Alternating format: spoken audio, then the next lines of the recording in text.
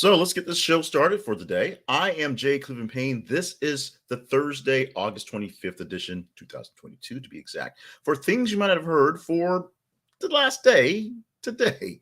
So what we're going to give to you is 10 stories that were posted over the last 30 hours, post stories that were vetted by you out there in the internet world, plus a little algorithm magic to let you know stories that are most conversational, as we call them. We call ourselves your a tertiary news source. We're not your main news source, and we all like to dub ourselves to be funny, your news side piece. We like to think that we are giving you the news that you really, really need, even when the news people that supposedly love you are kind of freezing you out. There's a lot going on today, and so sometimes you miss out on some of the more interesting stories, and we like to think we provide those. Plus, we do hit headlights and highlights on some of the big stories out there as well. So you may be getting used to your new honeymoon with Alex Wagner, but we're going to take care of you regardless. Now, let's get into some stories for today. We've got up our main website, which is, of course, this is theconversationproject.com for home for things at the Conversation Project, brought to you by More Better Media, LLC. Story number one for this morning is this one. Body found in submerged car belongs to a missing California teen, Kiely Rodni. Check out the link for the story. All the links to every single story we have are in the description, so you can go deeper into each story that we highlight here. Give me a quick run through on the stories. But this search has been going on for a while, and this is now bringing some closure to the family of Kiely Rodni. This story was the most engaging story for the week. It seems like it should be more or less a local story, but the internets and you guys decided this is one that you wanted to bring in there. So more details for folks of you that did not get a chance to basically vote this up on this story, because this is the one that people out there across our network decided was a big one to get into. Our next story is this one. Uvalde school board fires police chief after mass shooting. This one probably would have been a bit bigger if it were posted earlier in the day. It happened late-ish in the evening, more or less breaking news for the evening news, as the school board held a very, very long meeting to officially get rid of the chief that they hired right before this thing happened. But as it happened, was completely unresponsive to getting things done. People have complained basically about why have they not been fired, why had not been fired before. Chief Dunday from Uvalde, the school board thing, and this is a good question. There are a lot of accountability issues, a lot of issues with the whole thing going on. Yes, there's a lot of issues with school shooting as a general thing that we have here that is unique to us, US, not so much big things around the world, but there's a lot of things talking about going these days about policing and responsibility. We're seeing right now responsibility with bad policing happening in Rihanna Taylor's case, where we're seeing people who literally falsified documents so that a raid could be pulled off at the wrong house at the wrong time for the wrong thing to happen. We're seeing things going on national levels in places where police departments are literally quitting for some minor things because there's some static going on. This is a case where they hired someone they thought was qualified. Something totally terrible, not ordinary happened, and it turned out he was not qualified to handle this action.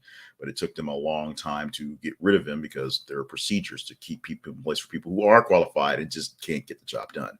This guy apparently just had no idea what was happening and did not get the job done. We still mourn for the children and the teachers that lost lives at Uvalde, and we hope that we'll have a much safer school year as is beginning right now. Biden to cancel $10,000 in student loan debt from borrowers earning less than $125,000. Yay. Also, borrowers who have Pell Grants, people who basically started off even on the lower ends of people that couldn't afford any collateral for student loans, will get to cancel about $20,000 worth of debt. Yay. Problem is, some liberal Democrats said it should all be wiped out because they believe that. Conservatives say this is a burden on the taxpayers and the people who went to college and paid off their loans. The reality is, some people get a leg up, some people don't. And so people who need a little help should get a little help. If we were able to bail out the banks that are too large to fail because, the economy would crash, or give tax cuts to the rich so that they pay less taxes, so they're supposed to funnel more money into the system, which they don't actually do that. Taking care of people's actual debt, whether it was accrued on a grand scale or not, whether they were smart enough to get through or not, whether they actually finished college or not, helps out people financially on the lower levels in the trenches, if you will. We already know about the elimination of debt for some of the the fake colleges like ITT Tech and things like that, things that are basically just taking money and not giving people anything worth getting a job for. This is for people who went through the whole process, went to school, and now realize that schools cost way too much, and the money they make to pay off those loans to get the way too much education, it will take them a lifetime, regardless of what's going on. And of course, there are a lot of people who are college graduates who are working as regular baristas at Starbucks because it is. That's how life goes. So this one bit of relief that Biden did put into place, a little less than he planned to, is there, and that's a good thing for his case. Now, also the debt relief or the pausing of student loan debt is going to end on December 31st. So January 1, everybody's got to get ready to start paying back their loans, including this guy. Manti Te'o reacts to fans' outpouring of support for his Netflix documentary. We have to post a lot of stories in 30 hours to make sure we have enough to cover 30 hours of stuff. And so we posted last week, going into the weekend, about Manti Te'o's wife, reminding people that she did exist, even if the fake girlfriend didn't, as this documentary was coming out. What's really cool about Manti Te'o and the documentary is so many people are showing their love and support for the dude, for what happened. It is a weird situation. If you have, lost that thought in a time warp, go back and check out the documentary. Go back and read the story that we have linked in the description of Manti Te'o and his drafting into the NFL and his talk about this massive, beautiful, amazing girlfriend that he had who literally didn't exist. And, this guy was going into the NFL about to make big money, about to make a big impact on a league and a world in a sense. And he was being catfished, which shows that we can all be catfished, which, I've been catfished before, and also shows that, you don't always know what's going on both sides. So don't take the catfish guy or girl as someone who's just plain out dumb. The situations arise, and these people out there are using a lot of good tactics, a lot of great acting tactics to make things look real when they truly aren't. Rihanna's Fenty Beauty teams up with MSCHF. I guess that's how it goes. On ketchup makeup, not tomato ketchup, although ketchup's made out of tomatoes. I will tell you from reaction from a correspondent, JJ, my 10-year-old daughter, that this is a terrible idea. Now, what you get is packets that are either ketchup or makeup. You get, yes, ketchup, which is not very edible, and makeup, which is definitely not edible because it goes on your lips. It's lip gloss and things like that that go on your lips that come in ketchup packets. She believes it's a horrible idea. I said, well, let's wait and see how business-wise it goes, if it catches on. But, she's 10, so of course she knows everything. That's how 10 years work. Marjorie Taylor Greene claims she was swatted. Now, a few days ago, she called the police saying that she was swatted, in which is essentially having the police sent to your house on some false claim. So she complained to the police that people were sent to her place. Police are investigating this incident. We don't have a clarification on this quite yet. The swatting claims, or the whole story, came out early yesterday, and late in the afternoon, the police said they were working on investigating the sources of what's going on. So we don't know who the swatters are, what the particular issue it was. We do know it is wrong. Now, doing bad things to people who do bad things does not make you a good person doing good things. So remember that. We, the collective we, as in basically me, the editorial board behind the things you might have heard, which is mostly me, think Marjorie Taylor Greene is a horrible politician and may be a horrible person. Pretty much a bad faith actor in most cases. Now, that doesn't mean that she should have bad things done to her. That does not mean people should be threatening her. That does not mean the cops should be calling her for no reason to deal with all that headache. So please stop doing bad things to bad people. Stop doing bad things to good people while you're at it as well, and we'll do a whole lot better altogether. So stop doing bad things. How about that? Be a better person. Don't be Marjorie Taylor Greene. Be a good person. Nick Cannon expecting baby number 9, his third with Brittany Bell. So I guess that, makes up for the fact that Nick's going for a full side of a football field. And as long as he's, now tripling up with the same woman, it's not like he's found another woman to have another child with. In the meantime, Nick Cannon is apparently taking care of business and not missing child support payments. So there's that. I have no idea how he's going to spend time with 9 different children now, from 7 different women, something like that. I have no idea how that's going to work out. However, Nick Cannon apparently is doing his own. So feel free to throw all the Nick Cannon jokes you got there if you want to. Feel free to call Nick Cannon a bad dad if you want to. This doesn't prove he's a bad dad. This proves that he's really good at conceiving. We'll see how well his dad business works. Call him a bad example, which I will say, having one guy having this many children without the same person seems like a bad thing. However, he's getting the bills paid. He's taking care of all these women, and the women seem to be okay with it. I can judge. I can judge all day long, but I can't really say very much of the fact that he's not skirting out of responsibilities. He's just being irresponsible in general. Somebody needs to zip that thing up soon.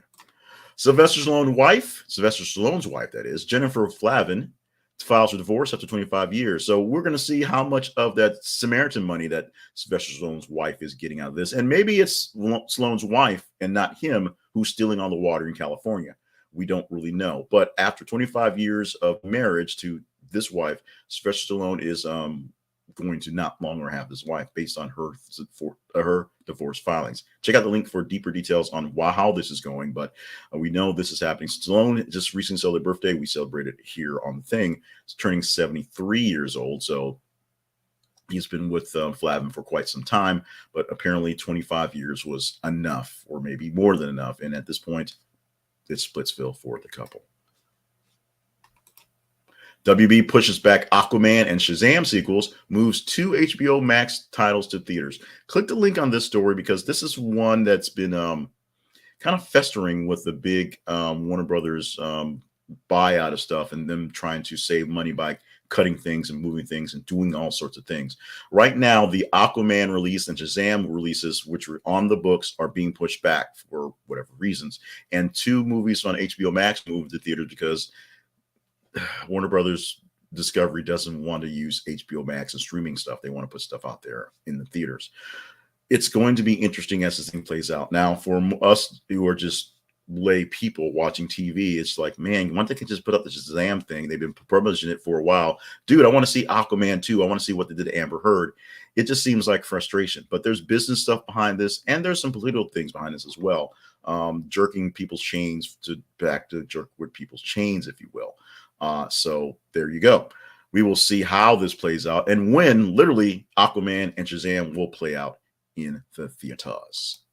NASA has just released sound from a black hole and it's spooky. So sound does not travel in a vacuum. That is true. But what happens around a black hole is there's space literally in between where the essentially the stars and the matter is being sucked into. And that space creates a vibration that can be translated into sound. Basically, you take it's literally like your CD player is it's digital bytes and stuff like that it actually reads it as a sound. That's how sound's created. So NASA released some video that had a black hole and some audio that was coming from said black hole, and it sounds pretty eerie, but it also sounds ultra freaking cool. To click the link and listen to your first black hole with your family because you won't forget your first. This is an amazing thing going out there with science. People who love science are really geeking out about the stuff they're doing right now, and this is something you really should get into. So check out that one if you will. So let's go to our teaser for the tomorrow. We may be talking about this one. Snoop Dogg launching a new animated children's series called Snoopy Town, I believe. And if you want to talk about that one, we can do that. Now, there's not a lot posted so far for the morning because I guess we had a big day yesterday, but there will be things along the way to get into. If this is one you want to vote up or anything along the way, follow us on our feeds, which of course are at Twitter and Facebook. You'll see them on the scroll in a second once I hit that scroll button. And if you deem a story conversational, just engage with it. And the higher engagement it gets, the better chance we have to talk about it on tomorrow's show. It's that simple. Right now, not so much about engagement, but it is about finances, although engagement is there as well. One of our great sponsors is the Chess Store Incorporated. Chess Store Online is your place to get great looking chess sets. Chess is a game that is, thousands of years old and really, really popular in some places, not in others. It should be popular in more places. And one way to make it more popular is to put a beautiful chess set on your dining room table, on your coffee table, on your ottoman. Have a travel set so you can play in the airports, at the bus station, wherever you're going on, during your coffee chats at the coffee store. There you go. Get a beautiful chess set made out of wood or metal, or a great travels chess set for plastic that's really good looking, not just a cheesy looking thing, by going to thisistheconversationproject.com/the chess store. This is the conversationproject.com/the chess store. I also have to give a shout out to Miss Georgia, who runs the chess club at church, because every time we talk chess, it's amazing what she does with the children and the adults working on chess as well. Chess is a great way to relieve stress, believe it or not. Chess is a great way to get learning in. Chess is a great way to work on critical thinking, because it's long-term thinking. It's not what happens next. It's what could happen in the next 3 or 4 moves. Learn some chess and get a beautiful chess set and chess accessories at the chess store. Find information at thisistheconversationproject.com/the chess store. Let's go to websites of note for every single day. Website of note, the main website, thisistheconversationproject.com, is your home for the Conversation Project, brought to you by More Better Media LLC. Find out more about what goes on behind the scenes, things we're doing, pushing ahead to the front, and how you can help us by visiting even more sponsors that may help you out, or partnering directly with the Conversation Project. Our feeds, as you see scrolling at the bottom and in the little blurb to my left, I guess, my right, I can't tell because the screen's backwards. Websites, Facebook, website, Twitter. Go to This is a Conversation Project on Facebook and th_conversation on Twitter, and you can see what stories we're posting every single day, every 50 minutes, and you can decide what we're talking about. See us on the TikTok, doing TikTok things, dances, filters, reaction videos. Really, actually, none of those things, but we're on TikTok at The Conversation Project, and on YouTube and the podcast version as well. The video is living on Facebook if you're watching Facebook, but we promote our YouTube page so you get the notification at 5:50 in the morning when we go live. So make sure you subscribe and hit notifications. We're at thisisconversationproject.com/YouTube or youtube.com/the conversation project. And our podcast lives at a site called Podpage, which aggregates our stuff. But here's a link to Podpage, so you can sign up for our podcast and you can get that instantly in your RSS reader at thisistheconversationproject.com/podcast. It is essentially all the stuff I'm saying with face things here without the face things. There you go. Let's go into today things, including August 25th birthdays. Gene Simmons turning 73 years old on the day. Also, Rachel Ray hitting 54 on this day. And Rachel Bilson turning 41, known from, of course, Heart of Dixie, but really known from The OC on Fox back in the 90s, where she was like 30-something playing a teenager in The OC, California. I just have to do that voice every time that pops up. Rachel Bilson, who has done actual real sort of acting stuff, but of course, all I know her from is a little bit of Heart of Dixie, which I never watched, and The OC, which I have to admit I watched, because I don't know, the 90s. Today is National Banana Split Day. There you go. Go get a banana split. That's simple. So let's rock out on this one today. So if you're looking to gain trust of those around you, it could come down to the color of your shirt, which I did not check before I actually put on to do this. I just grabbed the shirt. Research shows from researchers, SoCal University in China, recently sought to explore the influence of clothing colors on the perception of trust.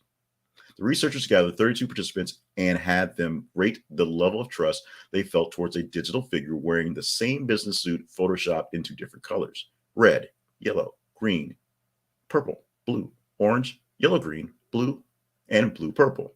Not gray. Gray would have been trustworthy because I'm trustworthy. According to the study, the color blue, followed by blue, purple, were seen as most trustworthy. The study also pinpointed that the color of clothing also received the lowest trust evaluation, green.